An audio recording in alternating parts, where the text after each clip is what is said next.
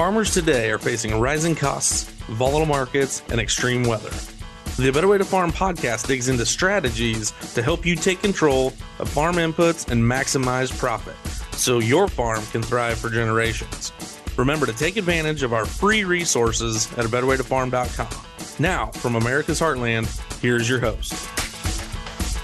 Hello, Rod here at A Better Way to Farm, where we increase yields and improve profits. Thank you for tuning in to today's podcast. And guys, today is a treat. We have one of my best friends in the world on here, and I have learned so much from him. And he's going to share a bunch of information, particularly on foliar feeding. And guys, I want you to pay attention. You guys are going to want to maybe take some notes because this thing is going to be really, really good. So let me give an introduction here. Many years ago in 2001, Jerry and I met at a commodity classic in San Antonio. And since then, we've worked together. This is our 24th growing season of working together, and it's just been a great deal of fun. But I'm going to dive right in here, Jerry. Thank you so much for being on the call with us. I'm happy to be here, Rod. So, Jerry, talk to us, all the viewers, the listeners, they want to know, talk to us about the overview of your background. Okay. Well, I was raised on a farm, farmed all my life. And I don't know, I got started in the yield contest, and that's the reason I'm probably on this call, because I've had some success. But, I had a seed dealer back in the early 80s or so, asked me if I would enter the corn growers contest. I said, well, sure. I thought I'd try it. I don't remember the exact year, but I know it was in the early 80s, and might have got second or third in the state. Back then, 200 bushel was a pretty good yield. I mean, you would place in the state easily with 200 bushel. So I kind of did it off and on, and then actually got pretty lucky, I guess. In 95, I didn't have an outstanding yield, but it was like 221 bushel. It was a dry land, non-irrigated. Didn't think much about it. I get this call one night congratulating me on winning third place. Well, I thought they were talking about the state, but no, it was the national yield. I guess it just so happened that year that all over the country, the yields were down. And you probably won't believe this, but there were some national winners that year with less than 200 bushel to the acre.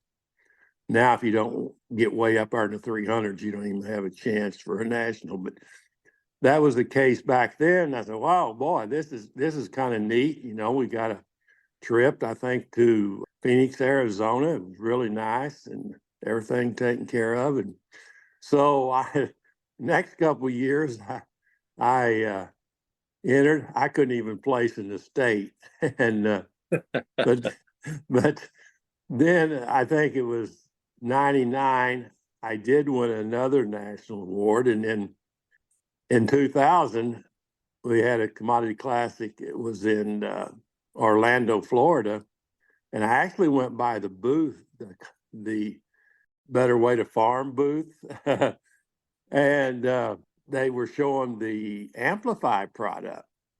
And I thought, I'm from southern Missouri, and you people think, well, it's always warmer down there, but we just plant earlier down here. We'll plant in March if the ground's ready to plant. And I said, that Amplify product might help that seed get out of the ground. It really looked impressive there in their booth where they showed some seed that was treated with it and some without. I was pretty impressed.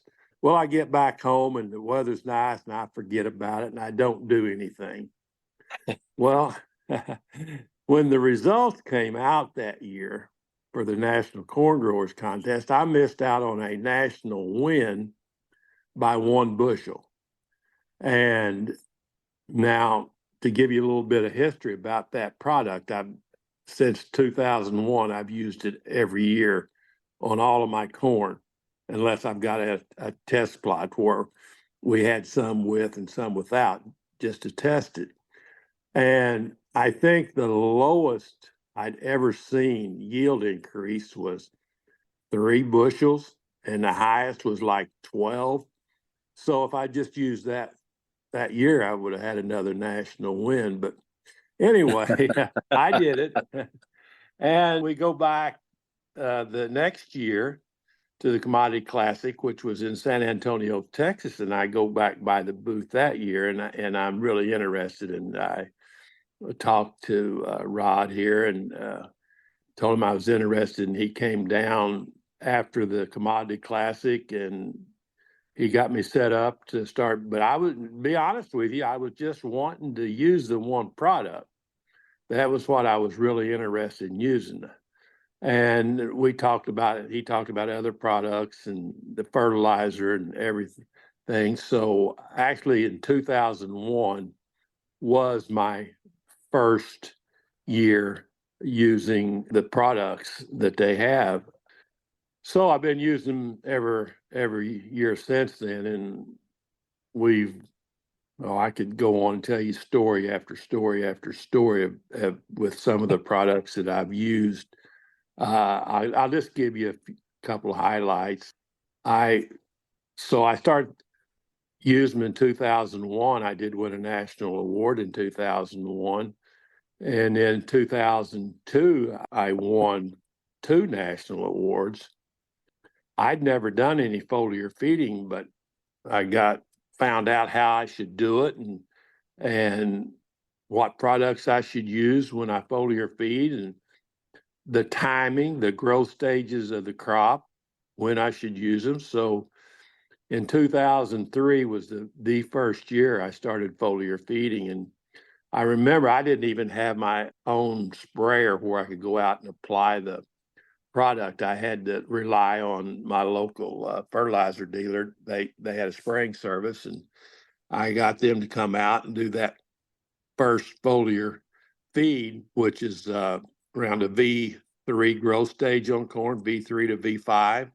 And then the next one is around V8 to V10. Well, we just kept getting rain, and we did get the first one on real timely, but the second one, we just kept getting rain and rain. But I was determined I was going to do it right. So I got it. We're in an area down here that has a lot of airplanes, so they're easy to get. And I got an airplane to fly that second foliar feed on. And then we actually do 3 foliar feeds. And then we do one at about the R2 growth stage, what we call white blister on the corn. And we did that. That year when we harvested our plots, I actually won 4 national awards that year. That was kind of a highlight. Now, since then, there have been farmers family has won 4 national awards, but at that time, I was the first one to ever win 4 national awards. So, been quite fortunate. Continue to use the products and try to use them right, the way they're recommended. If you want them to work, you got to do it the way you're supposed to do it. So, all in all, since I started using the products, all total, I've actually won 25 national awards. Wow. But 2 of them was before I started. I won 1 in 95 and I won 1 in 99. But 23 of them have been with the products and a better way to farm. Beautiful. So that's just a little bit of history about my experience with the products. Yep. And your achievements in the NCGA are obviously unparalleled, and it's really cool. I want to flip over and talk about the rest of your farm, Jerry. First of all, what's your weather typically like there, and what is your average annual rainfall? Well, our average rainfall is right around 45 inches is our average. We can be anywhere. Boy, we are in a wet spell. For the month of May, we have been in the field 3 days, and most of that was applying nitrogen to the corn that we got planted in April. We did not plant 1 grain of corn or soybeans in the month of May. We got like 7 inches last weekend. I did get some spraying done today and some foliar feeding done today. but we are extremely wet right now. But we can have anything. I mean, our weather is just like anybody else. I mean, we can have floods. Last year we got extremely dry in June. We started getting some rain in July, and we had like 12 inches of rain the first 10 days of August last year. So, I mean, we can get some rain. We don't always want all of it that we get either, because we're in flat country down here, and it doesn't get away if you get a really big rain. I mean, this last rain, there was water over crops all over southeast Missouri down here last weekend. It was bad. I mean, actually, I kind of live in a unique place. My ground is just as flat as it can be, and you go north across the highway that runs right north of our farm, and you have rock bluffs and hills. So we're right kind of where that Mississippi Delta land starts, where it turns to flat land, and sometimes can be a problem. But the good thing is we're blessed with groundwater. We can irrigate if we have to. So it works both ways for us, good and bad. Oh, absolutely. And, like I said, part of this, take the hand that you got dealt and play it. And that's what you're a champion at, from my standpoint. We are going to talk about foliar feeding. And I want you to tell me what sparked your interest in it the very first time. Why did you incorporate that into your farming practices? Well, I was really looking for something to take me to that next level. When I started foliar feeding, we started doing tissue samples and seeing, I found out that, your soil can be high in a nutrient, or, a macronutrient, P and K, or a micro, zinc or boron or something. The soil can be high, but it doesn't always get into the plant. And the foliar feeding is something, that you can address that with. Since I started doing it, I mean, I've had a lot of good experiences doing it. I know our soil is always going to be low in boron. That's just the way it is. The other micronutrients, we could be low, we could be high, we can be all over the board, but I know boron is one that we're always low in. When you give that plant what it needs, and it gets a taste of that, and it thinks everything good, it kind of sends signals to the root system itself to go out and hunt for more nutrients itself. So I think it helps the plant take up more from the soil too when you do this. Oh, absolutely. Yeah, it absolutely does. So, Jerry, talk to us. What do you think the biggest advantages are of a foliar feeding program over just a traditional, I call it a blow and go, a traditional soil fertility program? What's the advantage of doing the foliar feeding? Well, the advantage is more yield, because I mean that's what we're after is the yield. And yeah, it's just another way that you can get nutrients into that plant to get the top end yields. I mean, we try to do it right. You can't just say, "Hey, I'm going to go foliar feed." Especially corn, you need to know the stages that the corn's in. I mean, I didn't know all this when I started using the products. I always thought the vegetative stages, a corn plant was in V5. You just went over and you counted all the leaves, and however many leaves it had, that was the stage it was in. Well, that's not the way it do it. But to be in a V stage, it has to have a leaf collar there next to the stalk. And I didn't realize that. I mean, one thing about it, we have these programs mostly throughout the winter, but they do have one in the summertime up at Ankeny, Iowa, that they talk about all this stuff about how to stage crops and timings of when you should be out there foliar feeding and stuff. So that's another thing that I like, about the system is it not only tells you when you should, it actually shows you how to do it properly. Yep. And without that, it's really, I'm going to lead that into one of the questions we're going to do here later in the program. And this is going to be a longer program because there's a lot to cover here. And I just, I look at these things that Jerry has accomplished, and it's a very lengthy list. And it's improved his profitability. And we're going to talk a little bit about that. But Jerry, let's go into some basics. Number one, why is foliar feeding important to maximize your yields and profitability? Well, I mean, farming's not easy, and it's not always really, really profitable. So, I'm just trying to get the most yield for the least amount of money that I can spend. But, foliar feeding costs a little money. And I want to say this also about foliar feeding. A lot of people think, well, if I got this corn crop out here that doesn't look very good, maybe I ought to go out there and throw some foliar feeding at it, maybe that'll really bring it out of it. But actually on foliar feeding, the better your crop is to begin with, the more results you will actually see out of foliar feeding. I know that's pretty kind of hard to believe, but we say that, foliar feeding gives us a percentage of yield increase. So if you got corn out there that's only going to make 120 bushels the acre, and you go out there and you foliar feed and you get a 3% yield increase, you don't have very much. But if you got corn out there that's going to make 200 and you go out and get a 3 or 4% yield increase, then it amounts to something.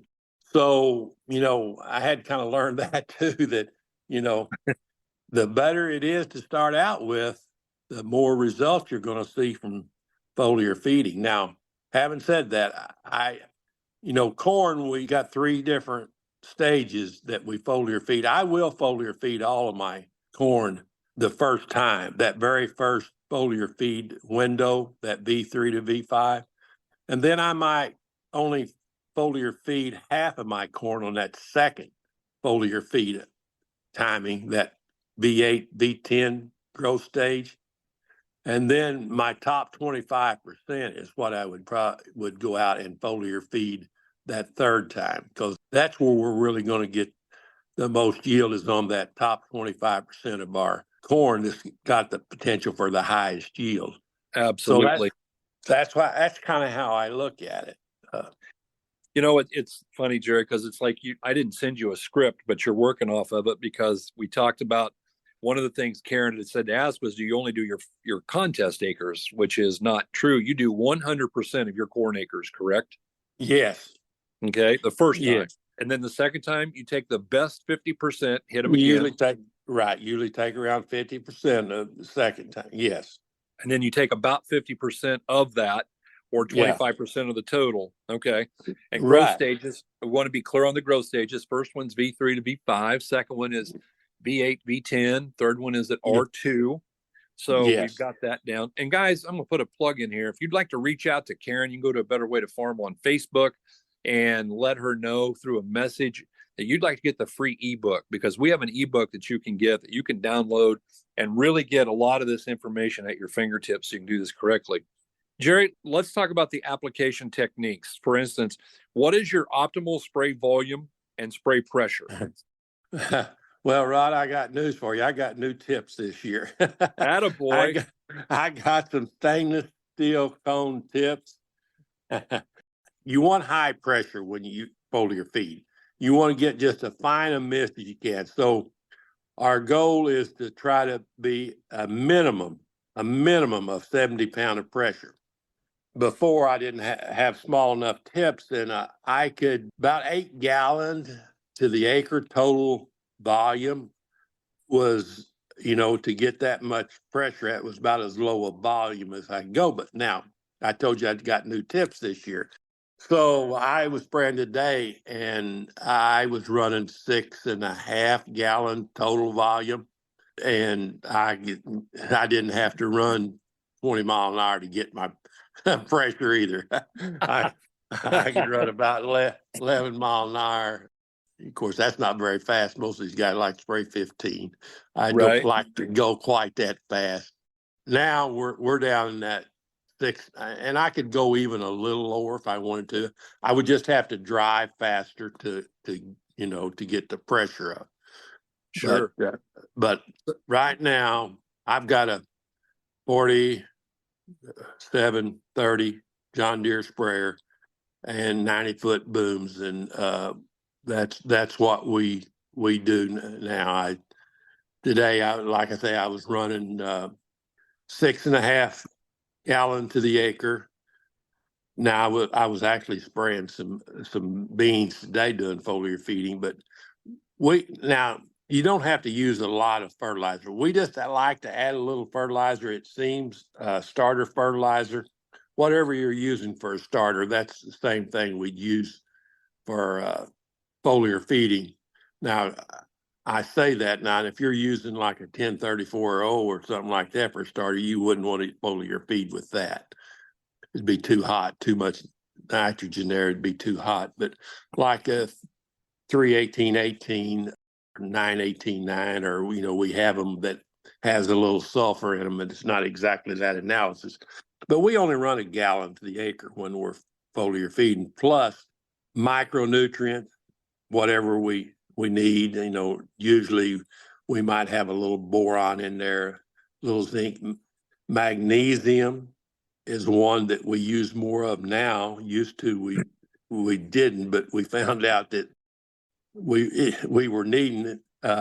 It's not, like I said, it's not because our soil is low in magnesium. It's because some of it just can't get it into the plant because of the potassium levels being high, and they're just overwhelming the magnesium. So that's what I was talking about earlier, is that even though you might test high in a nutrient, you can still be deficient in the plant. It just can't get in there. So magnesium is another one that we'll usually, and I'm not talking about throwing a whole lot out there at one time. You might put a pine out there if you were just going to foliar feed it once, but if you're going to do it twice, I'd split that up and run a half pine or something like that. But if you do a tissue sample and send it to Midwest Labs, it can come back and tell you the exact amount you need to use. But I just kind of giving you a general idea of what we might be doing when we're doing it. So you like those stainless steel cone jet tips that I was talking about? I do, because I don't have. I filled up my tank today, and I sprayed 125 acres without having to on one fill up, 800 gallon. Nice. So, I love that. I love that. Talk to me about time of day for getting the most effective, for maximum effectiveness. What's the time of day that you use? Like today, it didn't matter much because, we were around 80 degrees today for a high. But when the temperature, sure enough, gets hot, and it might, even at 80, it might be better to do it either real early in the morning, especially now when these temperatures get up. And we don't ever want to be out there. It gets above about 88. We just don't ever be out there then. But we like to either be real early or real late. Now, any more foliar feeding done this summer, especially on soybean. Well, the final one on corn that, going over the top at the R2 stage, we have to get an airplane to do it. And we want to make sure we're the first one in the morning to be out there doing it. Absolutely. So it's still cool and a plant can take it in. You just don't want to be out there when it gets real hot. So it's usually either real late or real early in the morning. Yeah. I mean, if you're comfortable doing it, at nighttime would be fine. There would be no problem doing it if you're comfortable doing it. So yeah, and I tell everybody, actually, I don't use a clock; I use a thermometer, and that's exactly what we work off of. So right. I appreciate that. Right. Jerry, I know in the beginning when you were dialing it in, how often did you tissue test those crops, and what nutrients do you look at specifically? When you send tissue sample in, you look at all of them, but initially, after you do it about 3 years, you'll see a pattern. Now, if you got different type soils, and we've got some real heavy soils, and we got some that's pretty light, real light. You'll see a trend. I mean, like I said before, I know boron, it's going to be low. That's what I learned. One of the very first things that I learned, and I never even thought about this before I went to one of these ag meetings, and that you got three mobile nutrients. Nitrogen, of course, is mobile. It won't stay put. Sulfur's mobile, and boron. And unless you're in an extremely high organic matter field, you're going to be low in boron. I mean, that's just a given. You're going to be low in boron. So that was one that was always an issue. Zinc could be an issue. Put zinc on for years and years now, and I seldom see it being low, but anytime I'm putting a fertilizer out there that has phosphorus in it, I want a little bit of zinc with it. Just a little bit. Doesn't have to be a whole lot, but I want a little bit with it. So doing the tissue testing for a few years, you'll see a trend and you'll know what you're going to be low and high in.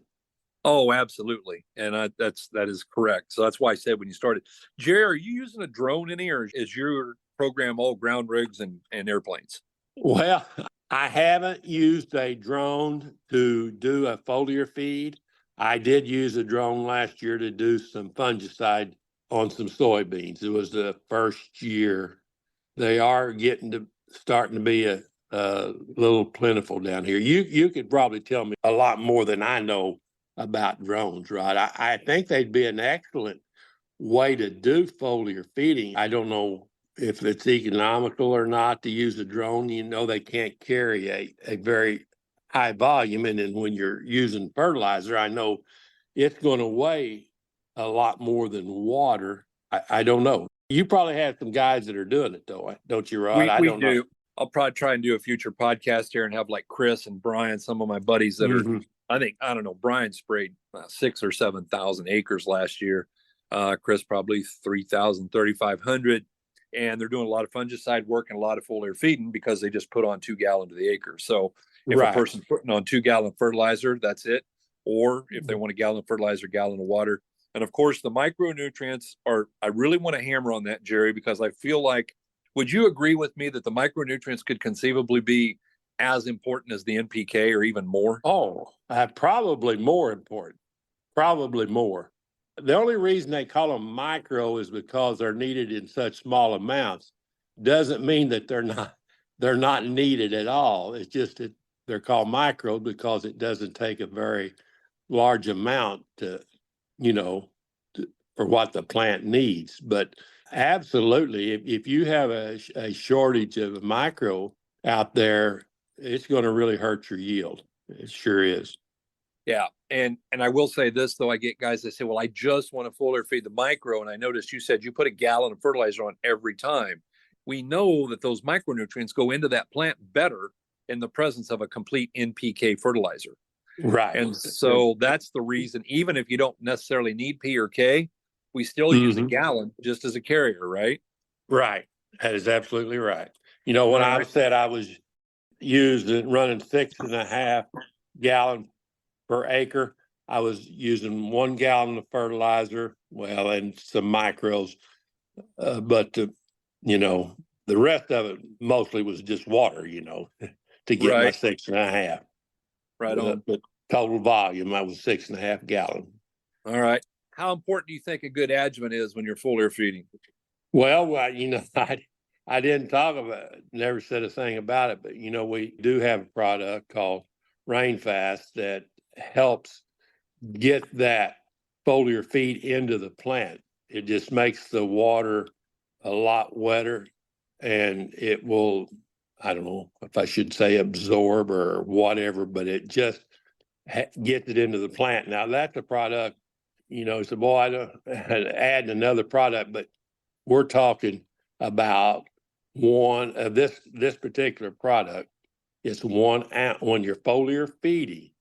Now, if you were actually using it for a spray additive, you would use more than this. But for a foliar feed, it's only 1 ounce per 100 gallon of solution. So doesn't take very much. And it really does make a big difference. Yeah. And don't overdo that. No. Don't overdo that. Correct. Don't think that one's not very many, because three will be way too many. So, yeah. Jared, do you apply sugar when you foliar feed? Every time. Every time. So a pint of sugar in with micros. Okay. Yeah. We have a product, called Synthos. It's a sugar product. 1 pint equals a pound of sugar. And we put a pint out there every time we foliar feed. We sure do. Nice. Yep. Let's talk a little bit. Plant growth regulators are a big thing. Do you ever foliar feed any plant growth regulators? Yes, I do. Had some in there today. I have a couple of different ones. The old one is the Excito product. They actually have a in-furrow product, and they have soil product, and they have a foliar product. I don't know myself exactly what the differences are, but foliar feeding, you of course want to use the foliar Excito. We used to use that a lot, but now, and they still have it, but today when I was spraying, I was using the Intensify product. Okay. It's it doesn't take very much. You can get over a lot of acres with a small amount. So yeah, I sure do. I put that in there today when I was foliar feeding. Nice. Jerry, let's talk about the typical yield increases that you see from doing your foliar feeding. Well, I on my corn, if I just do my first foliar feed, that R3, R5, I think we probably get about probably on average good ground, poorer ground. Like I said before, on the better ground, you're going to see more of a yield increase because it's a percentage yield increase. And I think on that first one, we would see a 6, 7 bushel yield increase just on that one. Yep. And then on the second one, we're probably looking at a little bit less, but maybe a bushel less. And then the third one, probably another 5 bushel or so. I haven't done a lot of testing where I've actually weighed. I probably should, but I haven't. But that's kind of what I feel like we're actually seeing out of it. So all three of them together, we're probably seeing 15 bushel, I would say, 15 to 16 bushel. That's worth a little extra effort, right? Yeah. I don't know if you'll ever Absolutely. ask me about my experience foliar feeding those beans that one year, but we kind of we did it. Well, Jerry, I tell you what, I'm gonna put you on the spot here. You coming up to Ankeny for us this summer? Is that your plan? Well, Rod, if I can, I sure will. Yeah, I don't know what's going to be going on. It's in July? Is that correct? Yep, late July. Hopefully, you'll be Yeah. done planting beans by then, Jerry. Yeah, I hope so too.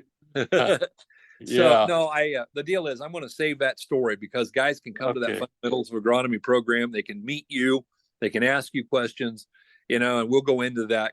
That's a very real story that happened, and it was a game changer, I know, for your farm. Yeah. What advice do you have for the guys wanting to foliar feed? How are they going to maximize that ROI? What you got a tip for them there?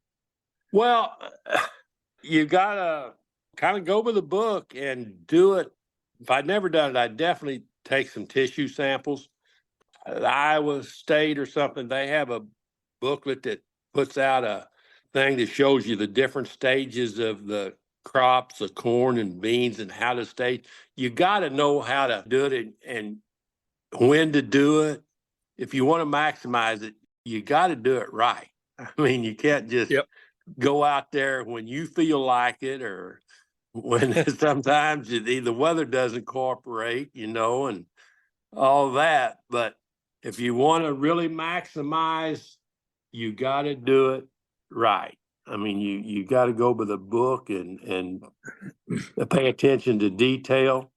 And, if you go out there and foliar feed and say you didn't do a tissue sample and you don't know, have any idea, and you got one micronutrient that's really low, I mean, it might not even do you any good to go out there and foliar feed without getting what's really causing your yield drag if you don't know. So you need to do everything right. And there's people that can help you out. You can ask questions, but you definitely need, if you're going to foliar feed, you definitely need to do some tissue sampling. And like I say, if you're going to do that first V3 to V5, you got to get out there early to get that tissue sample. You got to know how to do it. What is it, Rod? I forgot the exact size, but until a plant's how tall, you take the entire plant. Well, early. basically all the way to V8, which can be a little inconvenient, but yeah, we take that. Well, once we get an ear shoot, then we take the leaf opposite and below the ear shoot. Yeah, that's the deal right there. And it's funny because in our ebook that they can get, Jerry, all of this has gone into. All this information is available. So you just have to reach out to Karen. Jerry, right. You gave me a good segue here. We had someone, Karen, put up, she said, hey, what would you like to ask Jerry? And we're not going to go through all of them, but one guy said, what's the point in it? Because we know it's not profitable. And I think you've nailed that. You've nailed that because it isn't profitable when you don't do it in the right stage, if you don't tissue test, if you don't use the right product. Right. I mean, would you agree foliar feeding works if you do it correctly? I would absolutely agree. I mean, I wouldn't be doing it now for over 20 years if it was not profitable. I don't just do it on my contest corn. A lot of people think, well, they do it on that contest corn, they spend a ton of money. I mean, it would get the full treatment on my contest corn, but I wouldn't be still doing it if it wasn't profitable. I think the cool thing about the contest is it's just a learning ground. That's our classroom. Well, that's absolutely right. And if it wasn't for the contest, I still may not ever have been doing foliar feeding. I would recommend to anybody, whether you're entering a contest or any farmer, big or small, take just a few acres and experiment with it. Try this stuff. And if you take 10 acres, it's not going to break. If it breaks you, you're already broke and don't know it. But do some things that are different and see if it helps you out or not. That's where the drone comes in. Today, it's not like it used to be. You can't do 10 acres with your 90-foot booms, but you can go out there with a drone and lay out 10 acres and do some strips and really know what you're getting. Yeah, absolutely. Yeah, and you can't get an airplane to come and do 10 acres either. I mean, they're going to laugh at you. Yeah, they're going to laugh. Yeah. Had another guy said, outside of NPK, herbicide, and fungicide, so rule those off, what input or practice gives you the best yield increase? Outside of what? Say that again now. Let me. Well, he started. This guy's talking about a broadcast NPK, herbicide, and fungicide. Right. Throw those out. Above and beyond that, what do you think makes you the most money? Well, I always want to use a starter fertilizer. I mean, we like to get that plant off to a fast start and get it going from day one, especially our corn. I thought I needed to tear the beans up and start all over, and they turn out to be some of the best beans I've ever had. But on corn especially, we want that starter fertilizer out there to really get that corn going early. Jerry, I'm going to let you close this here with a closing thought. Answer this question. After decades of experience, what is your single best piece of advice for farmers wanting to successfully start foliar feeding?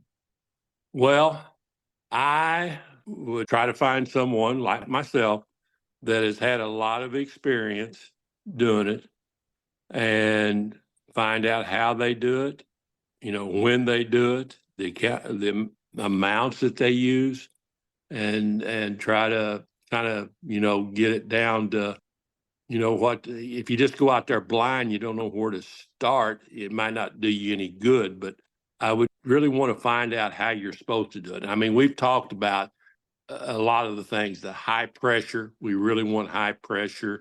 We want to spray at the right time of the day. I mean, you got to do all this right, and that's what you need to find someone or go to one of these meetings and listen. I mean, I know at these meetings, I probably went to a dozen of them last year, and they spend an hour just talking about foliar feeding, and that's been, time on different things and different products. So it'd be good to go to one of these meetings, and you could learn a lot if you haven't been to one. It's absolutely true, Jerry.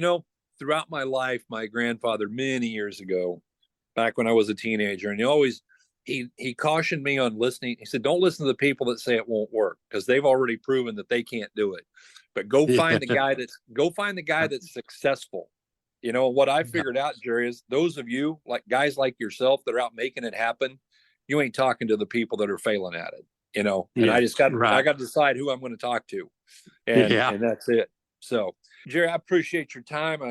We kept you a little bit longer than I thought. I love talking to you, and I love sharing this with other growers to make a difference. I'm going to go ahead and wrap it up here. And guys, if you're listening to this, guys and gals, and you found value in what we do, please give us a rating. We'd appreciate that. Maybe share us with a friend. You can go on over to Facebook and follow us there. There's a lot of videos there, a lot of things to listen to. There's some great other podcasts here. If this happens to be your first one, I'd encourage you to go back and find the one we did on sugar. It's fantastic and has a lot of university and USDA information in it. Swing by betterwaytofarm.com and see the website. And guys, I really want to encourage you to reach out to us. Reach out to Karen. Go to A Better Way to Farm on Facebook, send her a message, and let her know that you would like to go meet Jerry, meet us, meet the team up there north of Des Moines in late July, and get started on this and just see what you can learn. It's a great thing to do. It's 2 days that's well spent, and we would just appreciate the opportunity to get to meet you. Jerry and I would love to shake your hand and get a chance to know a little bit about you. Guys, we appreciate you tuning into the episode. We thank you very much for listening to us, and we really do hope you're having a better day. You're listening on the Verbal Crowd Network. Find more great shows at verbalcrowd.com.